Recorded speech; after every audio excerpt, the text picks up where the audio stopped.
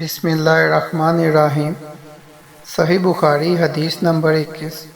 حضرت انس رضی اللہ عنہ سے نقل کرتے ہیں کہ آپ صلی اللہ علیہ وسلم نے فرمایا، جس شخص میں یہ 3 باتیں ہوں گی وہ ایمان کا مزہ پا لے گا۔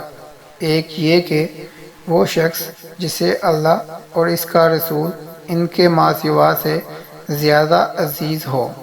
دوسرا یہ کہ جو کسی بندے سے محض اللہ ہی کے لیے محبت کرے، اور تیسری بات یہ کہ جسے اللہ نے کفر سے نجات دی ہو، پھر وہ دوبارہ کفر اختیار کرنے کو وہ ایسا برا سمجھے جیسا کہ آگ میں گر جانے کو برا جانتا ہے۔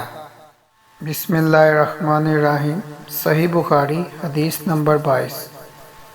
حضرت ابو سعید خدری رضی اللہ عنہ اور وہ نبی اکرم صلی اللہ علیہ وسلم سے نقل کرتے ہیں کہ آپ صلی اللہ علیہ وسلم نے فرمایا، جب جنتی جنت میں اور دوزخی دوزخ میں داخل ہو جائیں گے، اللہ پاک فرمائے گا، جس کے دل میں رائی کے دانے کے برابر بھی ایمان ہو، اس کو بھی دوزخ سے نکال لو۔ تب ایسے لوگ دوزخ سے نکال لیے جائیں گے اور وہ جل کر کوئلے کی طرح سیاہ ہو چکے ہوں گے، پھر زندگی کی نہر میں یا بارش کے پانی میں ڈالے جائیں گے۔ اس وقت وہ دانے کی طرح اگ آئیں گے، جس طرح ندی کے کنارے دانے اگ آتے ہیں۔ کیا تم نے نہیں دیکھا کہ دانہ زردی مائل پیچ در پیچ نکلتا ہے؟ بسم اللہ الرحمن الرحیم۔ صحیح بخاری حدیث نمبر 23۔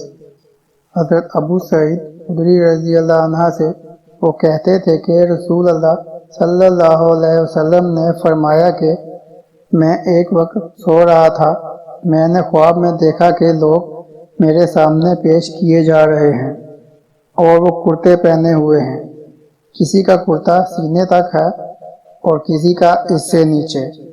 پھر میرے سامنے عمر بن خطاب لائے گئے، ان کے بدن پر جو کرتا تھا وہ اسے گھسیٹ رہے تھے، یعنی ان کا کرتا زمین تک نیچے تھا۔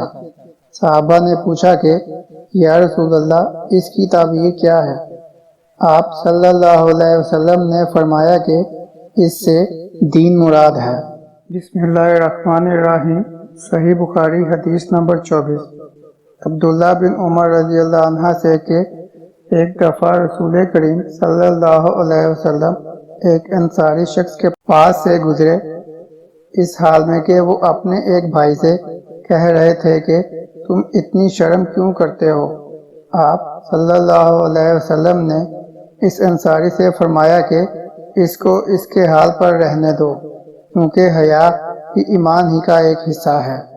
بسم اللہ الرحمن الرحیم۔ صحیح بخاری حدیث نمبر 25۔